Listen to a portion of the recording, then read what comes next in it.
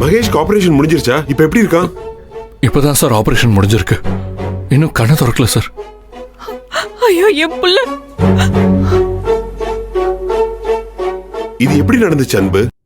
பீச்சில் என்ன மீட் பண்ணணும்னு மகேஷ் சார் என்ன வர சொல்லியிருந்தாரு சார். அதனாலதான் நான் அங்க போனேன். போய் சொல்லாதடா. என் புள்ள உன் முகத்திலே முழிக்க கூடாதுன்னு இருந்தவன் அவன் உன்ன வர சொன்னானா? இத நான் நம்பணுமா?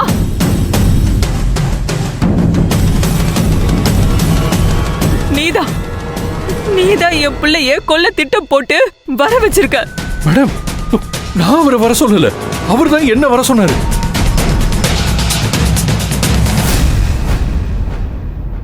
எனக்கு கால் பண்ணி கூப்பிட்டது அரவிந்த் சார் தான். நீங்க வேணா அவர்கிட்ட கேட்டு பாருங்க.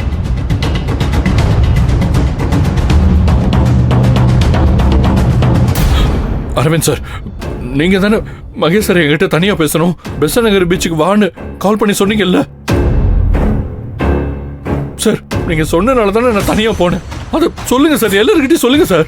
ஏ அன்பு, ஆனந்தியை தான் மகேஷ் பார்க்கணும்னு சொன்னா.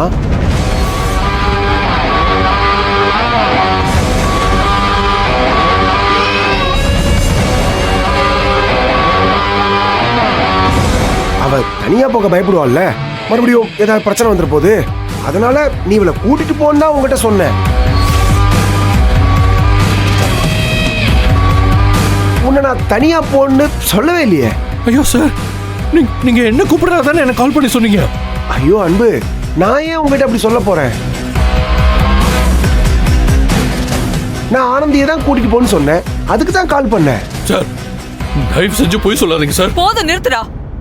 என் பிள்ளைய திட்டம் போட்டு கொலை பண்ண ட்ரை பண்ணிட்டு அடுத்தவங்க மேல பழி போடுறியா? ஏன் அப்படி புரியாம பேசுறீங்க? மகேஷ் சார் என் கூட பிறந்த ஒரு மாதிரி, நான் எதுக்கு அவர் கொல்ல ட்ரை பண்ணணும்? ஏய், சும்மா நடிக்காத. நேத்து கம்பெனி பிரச்சனையில மகேஷ் உன்னை போட்டு அடிச்சிருக்கான். அதுக்கு பழி வாங்க தான் நீ இப்படி எல்லாம் பண்ணிருக்க. இவ்வளவு நாளா உன்னை போய் நல்லவன் நம்பிக்கிட்டு இருந்தான் பாரு, அதான் இவ்வளவு கஷ்டப்பட்டுக்கிட்டு இருக்கான்.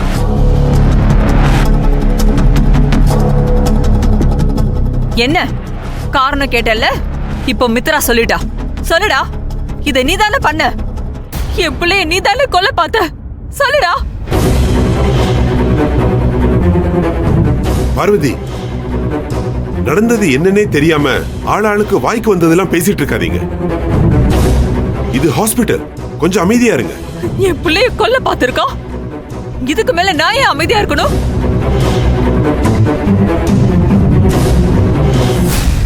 காதல் கிடைக்கலங்கிற விரக்தியில மகேஷ் அடிச்சு அவமானப்படுத்தினதெல்லாம் மனசுல வச்சுக்கிட்டு மொத்தமா பழி வாங்கணும்னு முடிவு பண்ணி இன்னைக்கு சமயம் கிடைக்கும் போது ஆளை வச்சு இவன் தான் எல்லாத்தையும் பண்ணிருக்கான். போதும், நிறுத்துங்க. யாரை பார்த்து என்ன சொல்றீங்க? அவர் மகேஷ் சார் மேல எம்புட்டு மரியாதை வச்சிருக்கிறாருன்னு உங்களுக்கு எல்லாம் தெரியாது.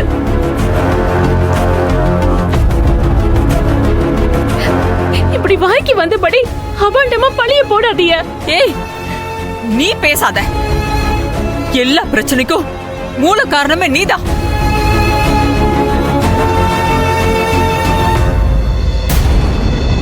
உன்னை என்னைக்கு என் புள்ள பார்த்தானோ அப்பையில இருந்து அவ வாழ்க்கையே சூனியமா போயிடுச்சுடி. ஆனந்தி ஆனந்தின்னு ஒன்னே நினைச்சு புலம்பிட்டு இருந்தான்.